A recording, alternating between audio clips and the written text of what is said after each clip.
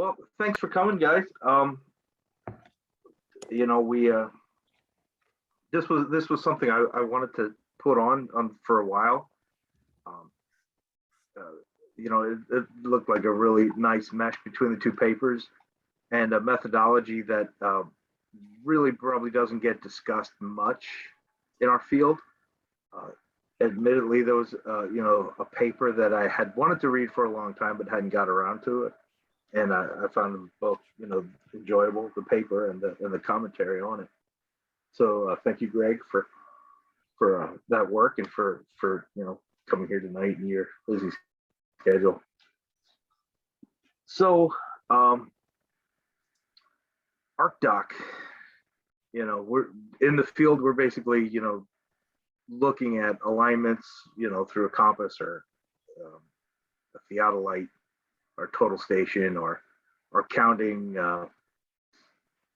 marks on a pecked circle or looking at light and shadow. So this was a definitely a nice added tool to the toolbox.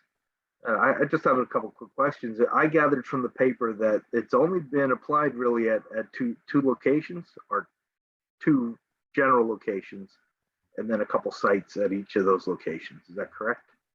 The architectural documentation system that I described in the paper was actually developed by Larry Nordby at Mesa Verde National Park in about 1996. And the system is it's a nice compartmentalized 10-page documentation system that takes an unbiased look, collects data. That's all it does. It collects data. It does not interpret data.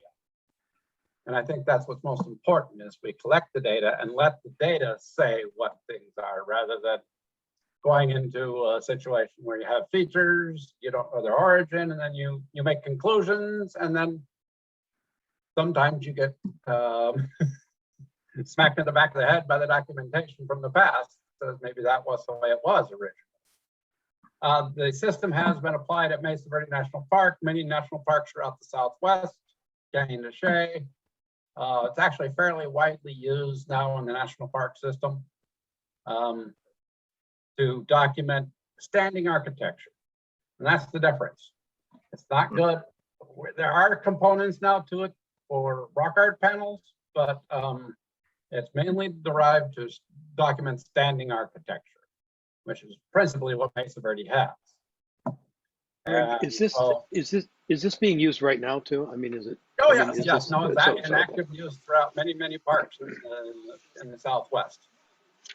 And that's since your publication, because you only mentioned the Canyon de Chelly and Mesa Verde. So that was one of my questions. Is it starting to disseminate out? Yeah. Oh, definitely. I've used it that's been used in Southeast Utah, Southeast Moon House, all those places there out there. It's been used at Tonto, Canyon de Chelly. There's also been use of it very widely now. Yeah, that paper was back in 2011. I think it was from our 2011 conference. And at that time, it was more of a Mesa Verde, Canyon de Chelly, smaller thing. Tonto, Gila Cliff Dwellings, Inscription House out at Navajo National Monument. So yes, but it's mostly a Park Service kind of a package, because that's where the agency it was developed within, and Larry put it out there. So it is still definitely used in Mesa Verde and a lot of other places. Casa Grande, Rose National Monument. So yeah, it's out there. What I think would be very useful for our society as a contribution to the ArcDoc system. And by the way, the ArcDoc system is public domain. It's not proprietary to the Park Service. So anybody can use it. The database, so everybody can use this. It's a great analytical tool. And I forgot where I was going with that, but with the society. Oh, the society could develop another page to the architectural documentation system where you go out, or at least add 2 certain pages of it. So to get people, when they're documenting architecture, instead of just looking at the architecture, beginning to look up at the horizon, looking at the environmental context and recording things, but not necessarily making interpretations or conclusions, just recording data so that someone from afar can start analyzing it for these kinds of activities or features. Right.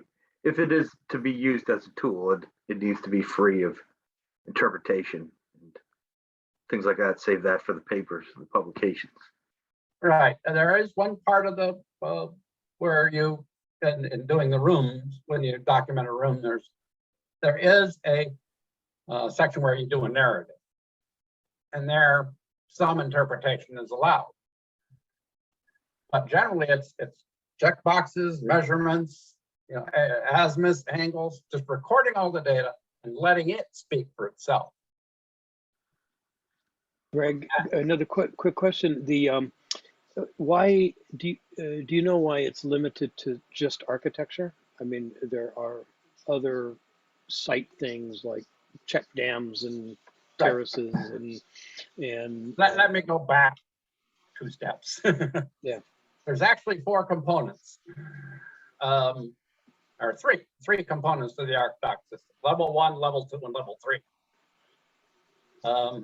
Level 1, or I may have this backwards, is basic site survey, where you go out, locate a site, small kind of stuff, and then you look at that and assess it for bumping it up to level 2, or 3, 2, 1. And level 1 is the full-blown architectural documentation practice that's done on standing architecture, because it has pages for documenting vents and all that kind of stuff. Wall openings, wall sectors, construction sequences. And what the whole system gives you is construction sequence of buildings and features and how they were related to each other. But what are probably, and it's one of the main subjects of the paper, was that one of the main components of the architectural documentation system is to develop what's called legacy documentation first, which is the archival documentation, not just previous reports, things like that, but to get into the archives and look at the raw data. There's one thing we found in the past, especially with the Fuchs and some other early Southwestern archaeologists, is that quite often they wrote up their reports significantly after they did the documentation, or back east when they did it. So there is misinterpretation. And so what's important is to look at the architectural, at the legacy documentation. So did these features actually exist? We have been rife in the Southwest with, especially in cultural astronomy, in some places where features that have been alleged to be astronomically oriented were stabilized into existence in the last 100 years. So this is what this system prevents. Yeah, and I think a really good point was brought up in the commentary paper, that how much of what we're seeing at these sites that are groomed for public consumption, how much is really original. I know down in Belize, at the site of Cajolpec, they talk about a E group, and there's talk of whether or not that's astronomically aligned. And when the truth is, the entire building was reconstructed. So the conversations are almost null and void at that point. Yeah, and then conversely, one of the things are when we applied the documentation system to Sun Temple in Mesa Verde in 2006 and 2007, it was a common misconception that basically Sun Temple was rebuilt from the ground up. Just the footprint was original, and we found that was just not the case. Now, it's been repointed, parts of it have been redone, but generally Fuchs excavated down and capped the walls. So that helped us establish the authenticity of the structure as it stands today, and its construction sequence.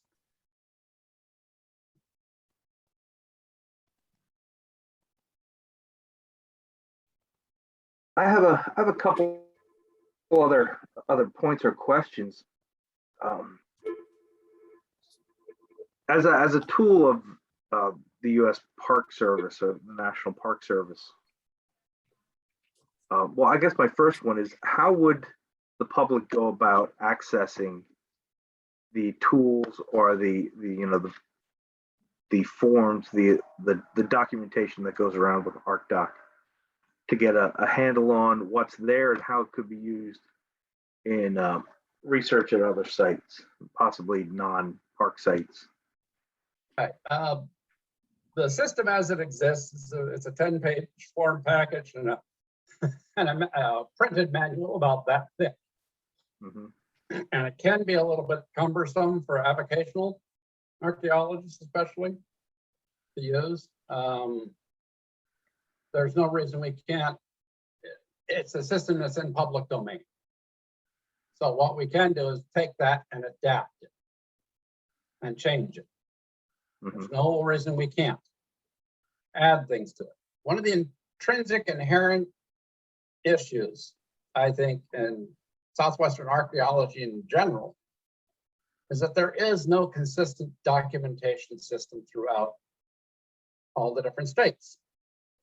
Each state historic preservation office has their own little form package for establishing sites. The only real consistent requirement for documentation is if you're nominating for National Register status. And so that is something I think that the society can do, is adapt the documentation package as it is, change it, do whatever we need to do to make it more amenable to documenting standing architecture. But as people know, you cannot just go download this off the internet. You can't download the 10-page paper or PDF of the manual. It's not probably a sec. Even though it could be done. I mean, I have it in that form, mm-hmm. But like I said, it would be rather a bit cumbersome for avocational archaeologists or people that are just going through it. As I said, for rock art, it really doesn't provide the package that we need. And I think in the realm of the rock art, I think it would be best for us to work with professionals in that field, like Alvin Bilio, Robert Mark, and others, to find a way to come up with a documentation package in general for rock art that incorporates this kind of a product, for cultural astronomy. I think most important is to record data in an unbiased fashion, then interpret it. Yeah, I agree. And Greg, I think that's what really stood out to me. I have to admit, I've seen you present this several times, but I never actually read the paper. I really like it.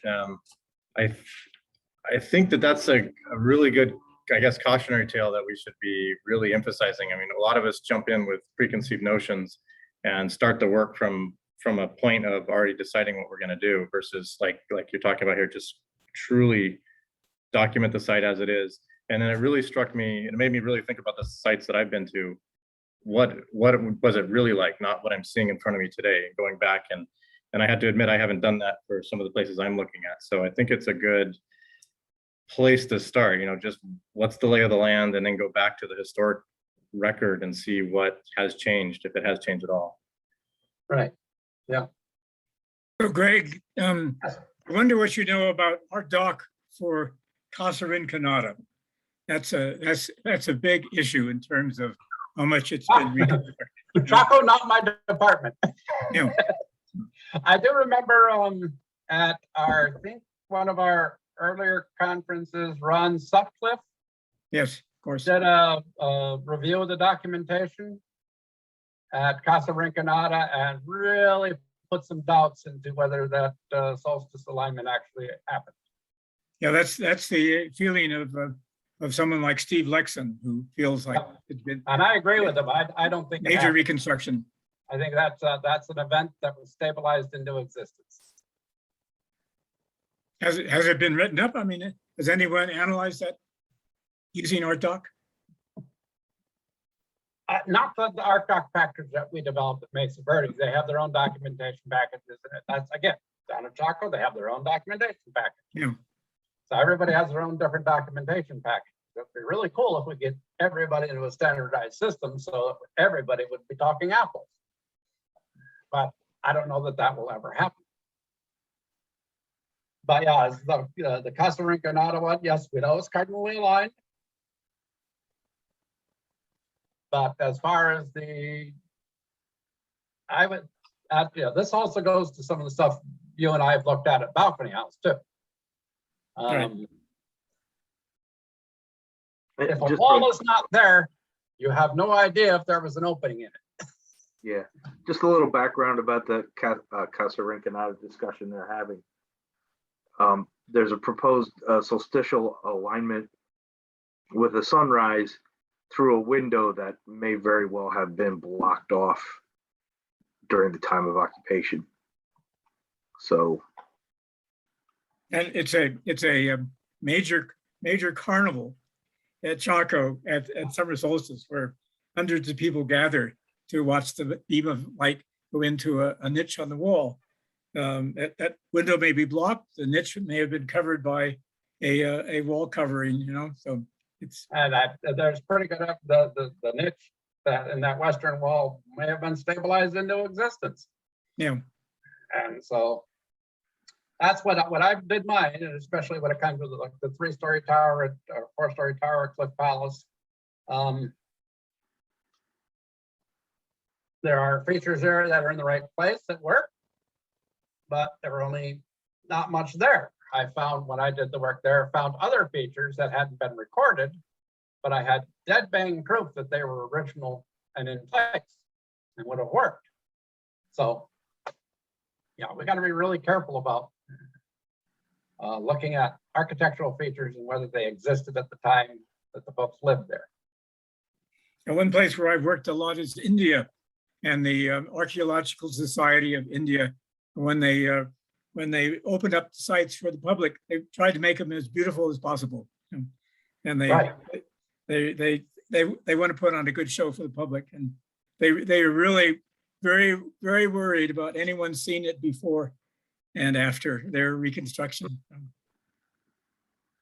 And they take a lot of artistic license. yeah, Sure. And even if ArtDoc itself is very localized to Colorado and those particular sites, it certainly lays a good foundation, you know, of things that we can look at other places.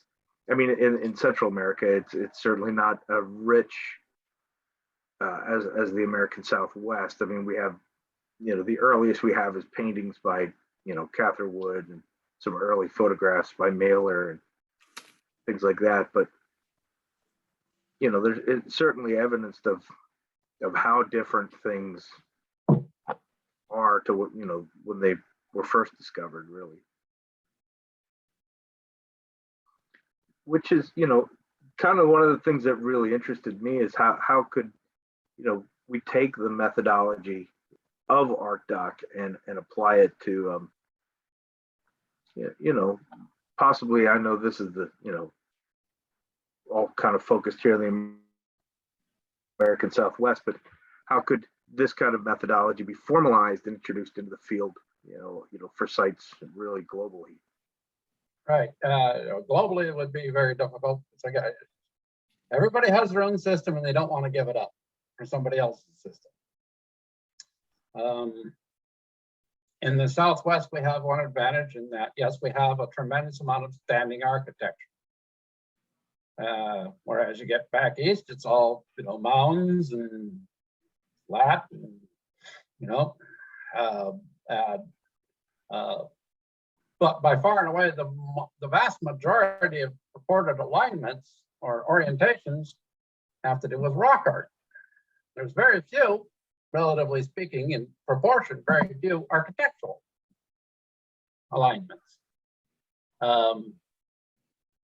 a lot of them, you know, Chimney Rock, Mesa Verde. One day we can have a whole long discussion about Casa Grande and those alignments that are alleged down there, most of which I don't think were real. But then again, you know, what we have to be really careful about is finding a site, seeing something evocative, seeing a sunrise that casts a shadow in a certain way, and then just declaring that this happens, that this was culturally significant. And that's what you see out on the internet all the time. And we got to be real careful about, we see something, it has to be documented before we can make conclusions. And that's the leap most people don't want to make. Just for my own clarification, when you're talking Casa Grande, what site are you referring to? Because it does get a little confusing. There's the Hohokam Casa Grande, there's Paquime. Okay, let's go. Casa Grande, Arizona. That's what you're talking about? Yeah, Okay. big house, Casa Grande in Arizona. Yeah. No, that one, I actually worked on a project. We did the architectural documentation there and did a 3D laser scan of the place. And so I've gotten a chance to get up and look at all those features intimately. And one thing that most people don't realize is that structure has sunk 30 feet since about 1900. 30 Really? feet. 30 feet. Yep. Is that laser scan available somewhere? The laser scan, no, it's not. I have some product from it, but the reason, you know, Casa Grande itself sank 30 feet since about 1900 is all the water's been taken out of the ground underneath it for irrigation. So the whole valley has sunk 30 feet. Okay. And another example is Gene Pinkley back in the early days of Casa Grande. Some of the folks there declared one set of a hole that went through one of the walls, I think room A, as a sun hole, where the sun shone in. It was at the right angle, shine in at solstice. Well, unfortunately, the architectural, the legacy documentation I did for Casa Grande was showed that particular hole was used to put a support beam when they had the original structure over the top of it. So it was a metal beam that went through that hole. They drilled it through the wall for that hole. And it was pretty obvious to me that it was a modern drilled hole when I looked at it. And the other thing, there's a lot of other alignments there that are purported, but most of them are, you know, they say they're east-west, but the whole building is actually cocked 4 degrees off of east-west. Yeah. Or north-south and east-west. So, and from the top of the structure, all around you, you have a very rough horizon. So it'd be very easy to stand in one place up on the roof and watch anything and document the movements of the sun and the moon very easily. So why did they need these other features? What I think they were actually for was interconnectivity between compounds in Casa Grande. Compound A, compound B, C, and D. These were about establishing connections between the different compounds. That's my 2-minute take on Casa Grande. Yeah, I was pretty skeptical of the holes in the publications, you know, as they were written. But I've certainly haven't been up there. I just very recently was peering through the bars and the pigeon shit as much as I could to even look inside. But yeah, it's certainly all locked up now. Actually, I did all the orthophotography for Casa Grande during the scanning project, and I still have it all. Copies of it all. The company that did it, Western Mapping out of Tucson, has gone out of business, so I guess they're my photos now. I'd love to see some of those. That'd be fun.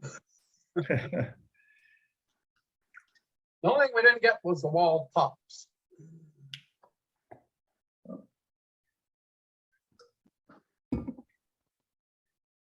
So that's, I think this just further makes the point. It's, you've got to do your homework on what it was originally, what's been changed to the site. And this isn't even addressing the, cultural connections, whether it's, it was done, not whether it could be done, but whether it was done. And I like that about this, your paper, Greg. You didn't really touch on even having to do the cultural connection so much. It's just by looking at the historic record and seeing whether it was possible and whether these things had existed in the past. And again, I think that's just a primary lesson that we should take to all the sites that we're looking at. Yeah, that's the main takeaway is do your homework first before you start making interpretations and conclusions that will come to bite you. Indeed. Now, I've been bitten by it when I didn't do my part, so.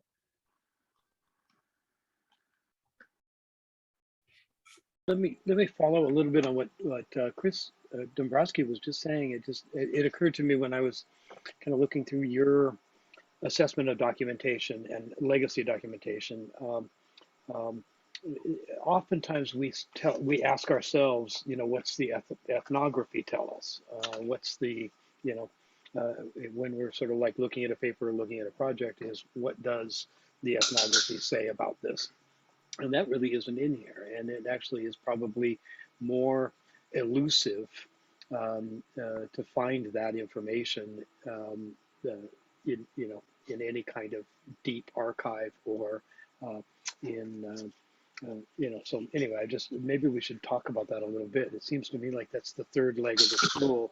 If you have the facts in the field, a good description of what the architecture is, a background legacy of who has documented it in the past, and then there also needs to be this ethnographic component. And I'm not sure how possible or practical that is.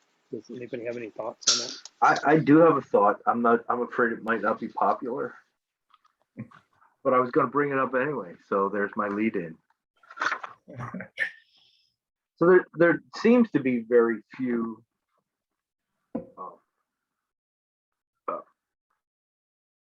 collections of ethnographic data. Recently, most of it, of course, done almost 100 years ago. And then those collections, of course, being Ray's book and some things by McCluskey. And these papers by Zellick, I think I'm pronouncing his name right. Pretty, I would guess groundbreaking papers from the mid 80s.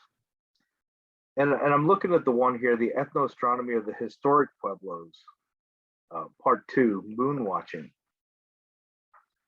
And one of his conclusions, of dealing with the historic Pueblo sources is that he makes the argument that the historic Pueblo people had a seasonal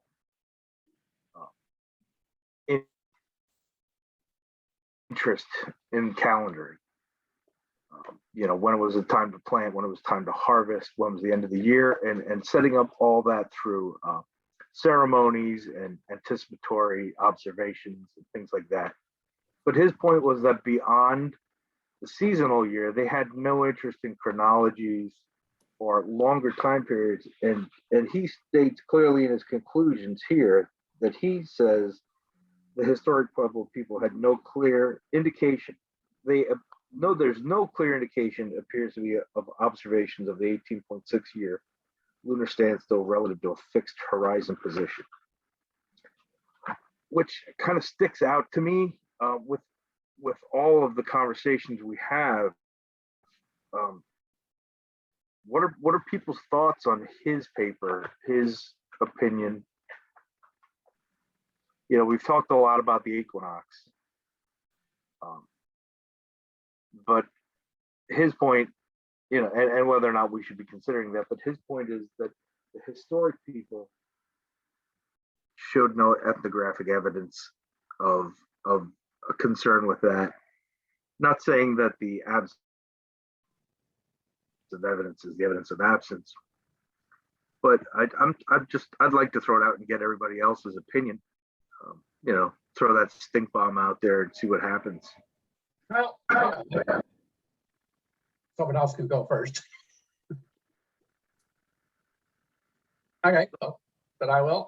I've looked at this subject because I know that one of the huge arguments against places like Chimney Rock and the Pueblos, Sun Temple relationship is that there is no evidence in the modern ethnographic record of the historic Pueblos that they paid attention to the lunar maximum cycle, Right. lunar maximum minimum cycle. And to be clear, on 2 points, I'm not making any argument for or against.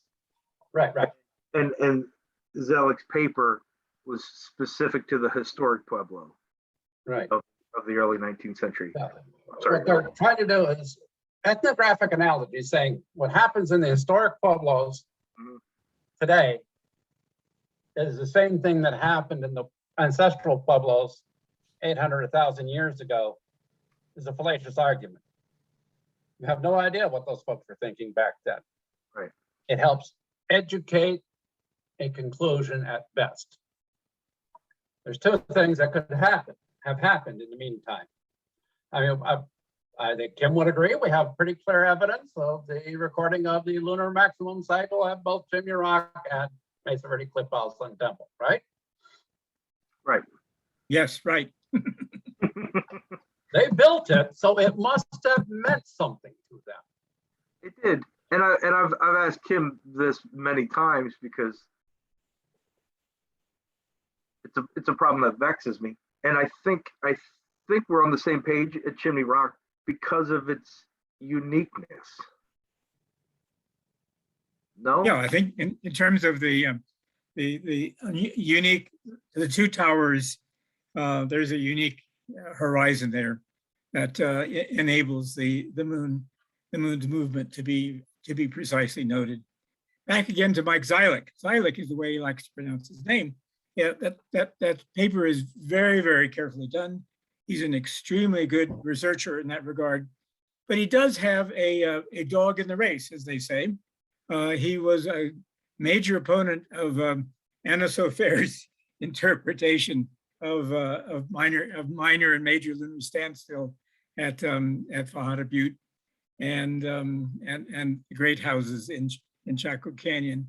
And I think his enthusiasm for saying there is no evidence in the historic record is partly because he was so opposed to Anna's claims about lunar standstill in Chaco, especially Fajada Butte. But you're going to have places where it is observed and places where it really hasn't been observed. I think the interpretation that most people would follow in Chaco is that the alignment of the landscape is such that it's parallel to lines involving minor lunar standstill. And it's not something that really was important in terms of observations of the moon itself. Greg, you agree? Yeah, I definitely agree. I think in some cases we have to be very careful of looking at structures about how they are placed, not necessarily in response to celestial things, but just in response to the landscape. You know, they tended to build flat walls parallel to canyon edges. And if that Yes. canyon edge just happens to be in that way, and this is where the architectural documentation system comes in, is you can use it to prove intentionality. And that's whereas if you have a port that goes perpendicular through the wall to a point on the horizon, and you document it as being original, and the landscape just automatically makes them build it that way, that doesn't necessarily mean they built that feature intentionally to observe that. But if they took a wall and built a port diagonally through the wall in contravention to the landscape, that is much better evidence of intention. And so that helps support your argument for what you're seeing.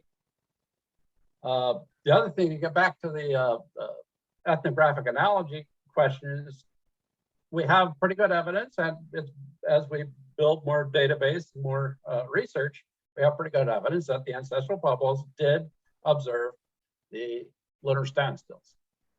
Notice that it happened, dedicated architecture to it.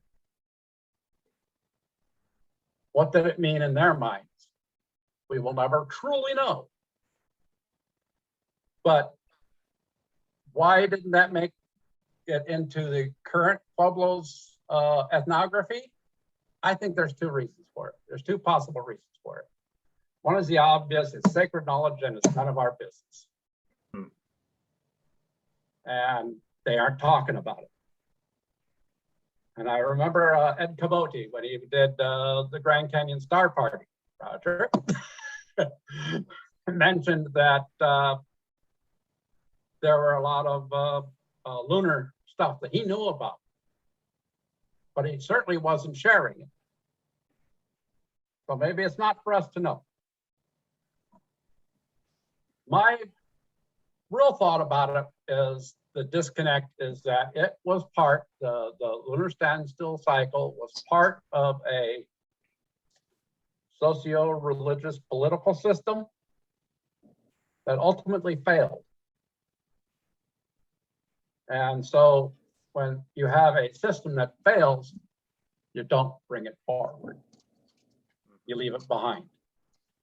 And that Bob Lister has written on this too, is that practices, all the practices did not make it up to today.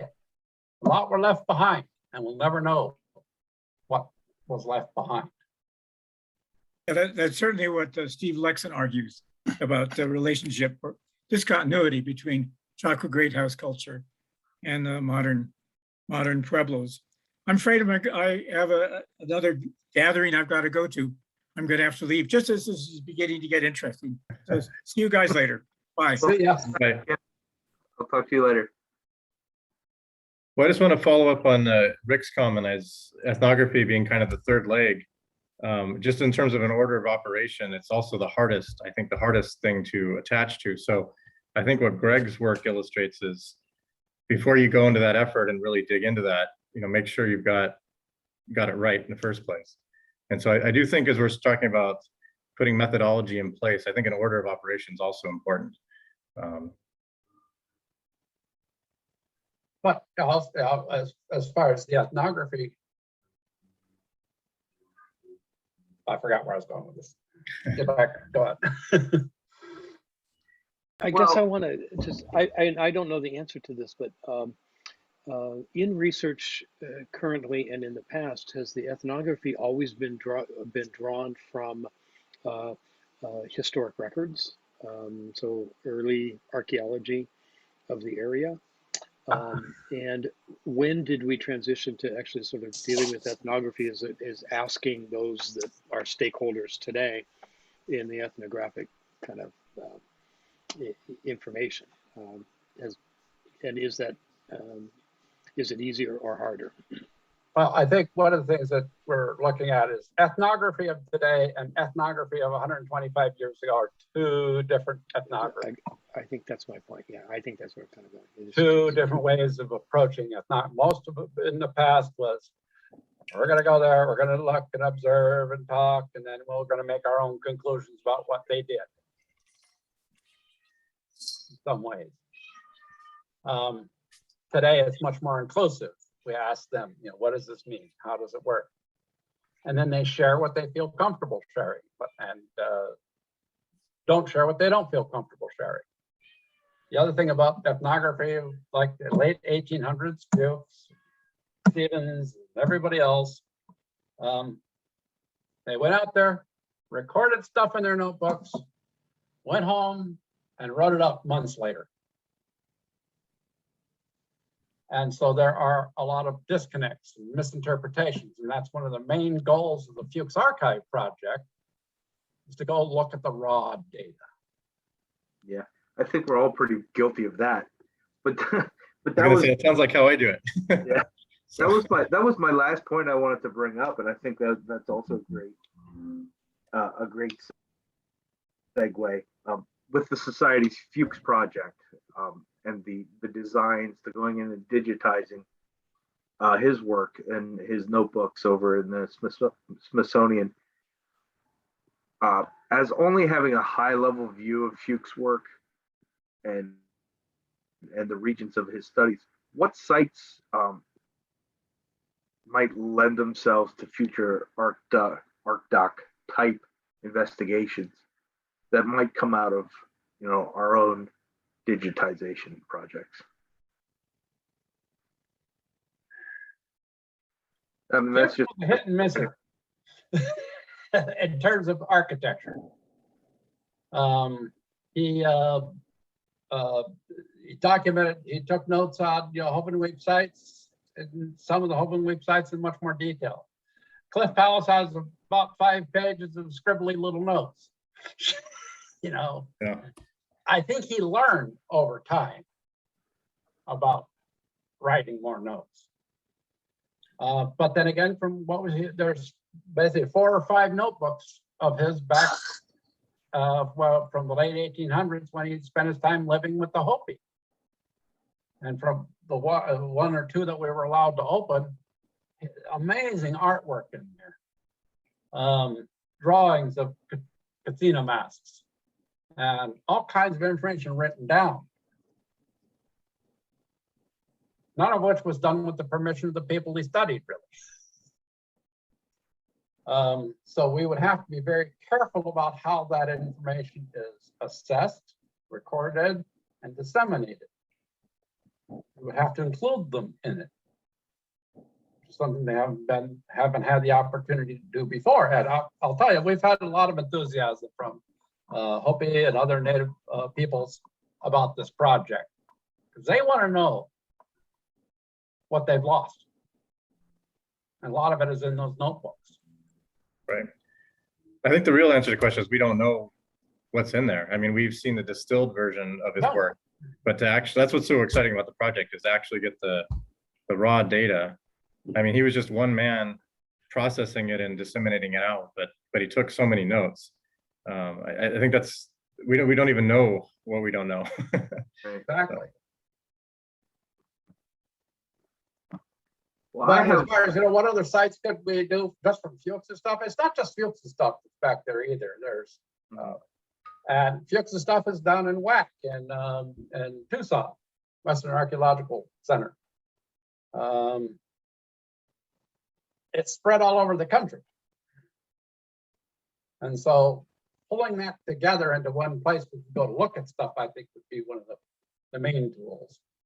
And then finding ways to disseminate that information would be another tool that the project could help with.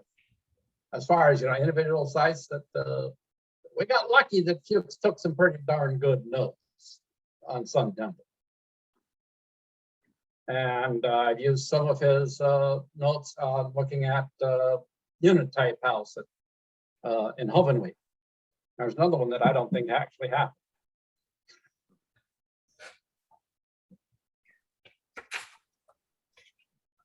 So, you know, you got to go through the notebooks, you know, and then when you find data about a site that talks about the architecture, that's great. Another example of something in the Fuchs' photograph collection is there's a, which Kim was still here, the standing monolith at Yellow Jacket, Pueblo. It's always been wondered, was that just, you know, coincidence that, again, you have one standing monolith, top's been carved in a nice little peak. And if you sight down it, it points right to Lizard Head, where the summer solstice, the sun comes up, yes.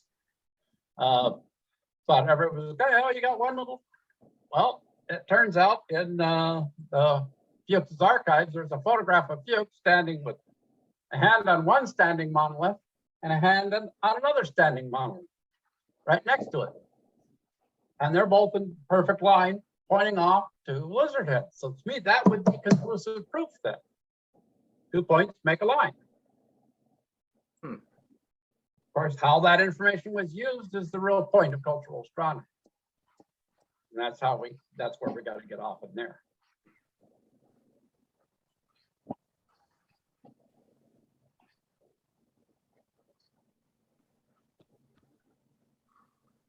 Well, Chris and I were talking before the meeting started how we don't, it's not our intent that the Journal Club becomes an interview of the authors, but I'd certainly like to thank you for making time for us tonight. And it quickly became an interview of the author. But does anybody else have anything else they'd like to point out about the two papers? Or one thing that I wanted to sort of echo back that we've said is in terms of the ethnographic piece of this, is that we don't know what's been lost, right? Whether something has intentionally over those 800 to 1,000 years moved, the culture itself moved away from that, or through all kinds of various things, the Western world, sure, influence on the culture, that those things have been lost even prior to 125 years ago, that kind of right. thing. One of the things we talked about last month is cultural feedback, where the indigenous people hear, what somebody thought it was, and then believe it, and then repeat it. And this piece of rock art is a Ford Mustang, and then it becomes that. It's impossible to believe that the significant interaction between, turn of the century archaeologists and Native Americans didn't have influence on both. I mean, I'm sure it went. It's exactly what you said, Chris. Is that I think the archaeologists of the day influenced the way they thought about their cosmologies and everything else as much as anything. So, once tainted, it's very difficult to kind of go back and recreate what was there before we got there, I'm afraid. I say we like I was there. I'm not that old. Close.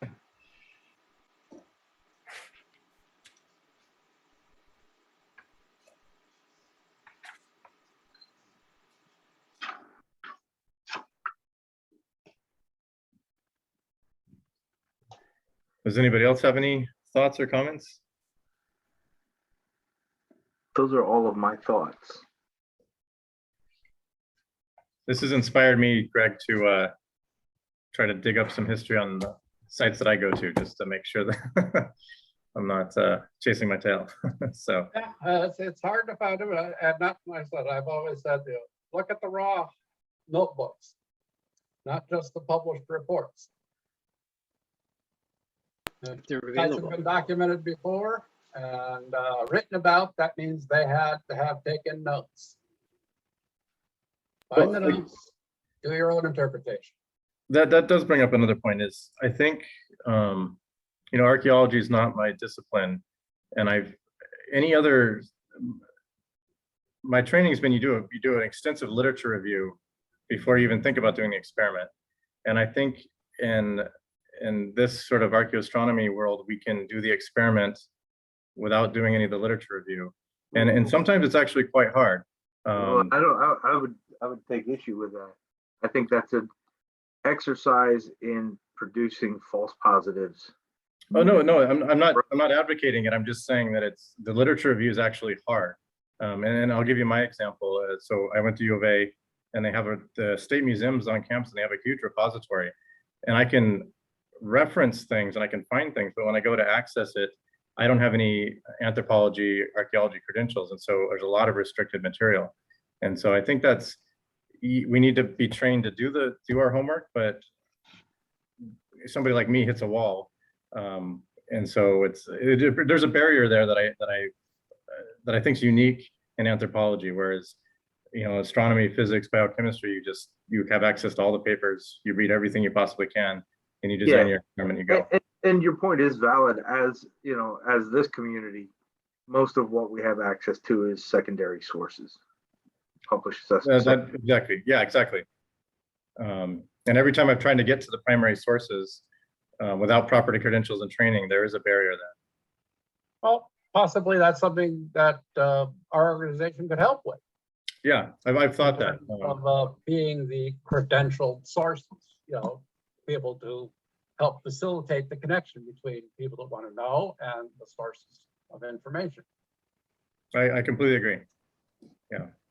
So is that something that we should, or those of us that might know, ask, like those archives, what do you need in order for somebody to be credentialed so that we could provide that?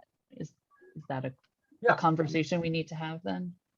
For example, the National Anthropological Archives, when I was there in 2007, you had to have an appointment and you basically had to submit a research proposal of why you wanted access to those records. And if it was just me doing it, I probably wouldn't have gotten in. But fortunately, I had probably one of the top 5 archaeologists in the Southwest on my side, Larry Nordby. He got me in there. It actually, worked with some of the people that ran the material collection at the Smithsonian at the time. So he facilitated me to be able to do the work only because he believed in the questions I was asking. And so that's where I think, our organization could provide support to avocational archaeologists that have good ideas, good projects, to lend that support to them, to not only help them with proper documentation, but also to get them access to the background data that they need. That's a great idea. And that's probably the most straightforward way, is a network of people. So I like that.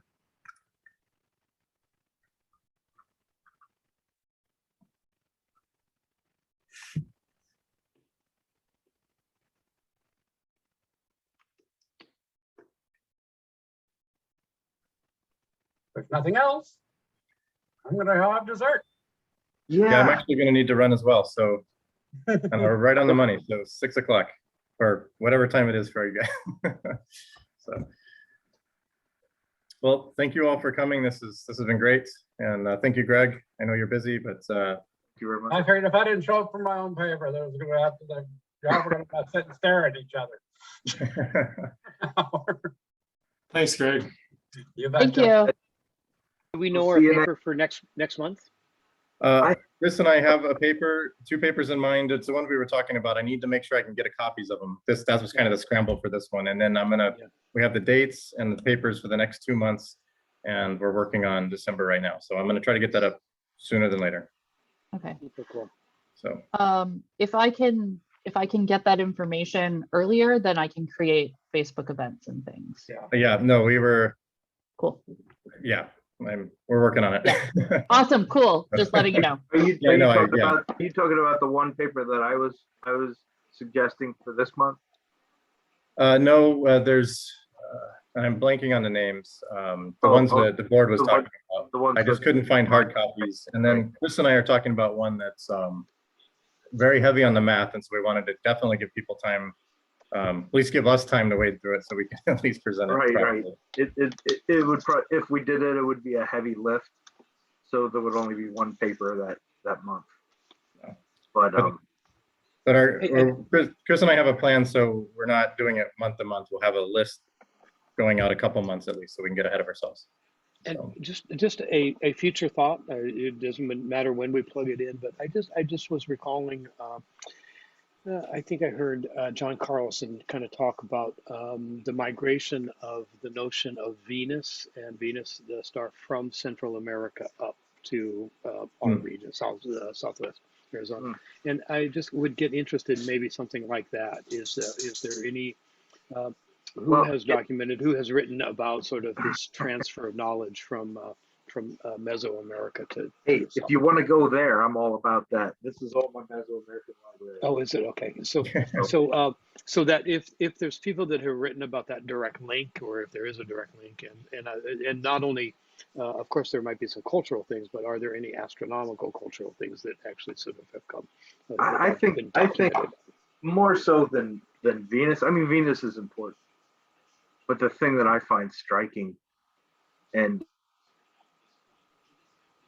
Alan, we were just talking about this the other day, is how much all of these cultures from north to south, everybody in the Western Hemisphere shares these myths of the hero twins. Okay, You know, that's a really good example. Absolutely perfect. So, it actually, and Mark Randy's still on. I know he wrote a lot about the hero twins as well. So anyway, just an idea for the future. So it just popped into my head about a day or so ago, and I thought, oh, that would be a good journal club thing. I'll just I'll plant Sure, it in our but brains, and I don't think there's a single paper that I know of. Do you know of any, Mark, that discusses all of it? And makes the ties, between, Ishbalanque and Hunapu in the Maya region up to, the Four Corners, to the Pacific Northwest. And it's very extremely prevalent to all the indigenous cultures of the Amazon. And that would be just that whole thing is worthy of a great little sort of paper discussion. I think just the connection north south. I think would be. If you guys are interested in expanding the radius, we can certainly do that. Oh, I think, that would work for the greater Southwest part of our deal. So. The society has always sort of thought of ourselves as also being culturally connected to Central America. So I think we've always felt that way.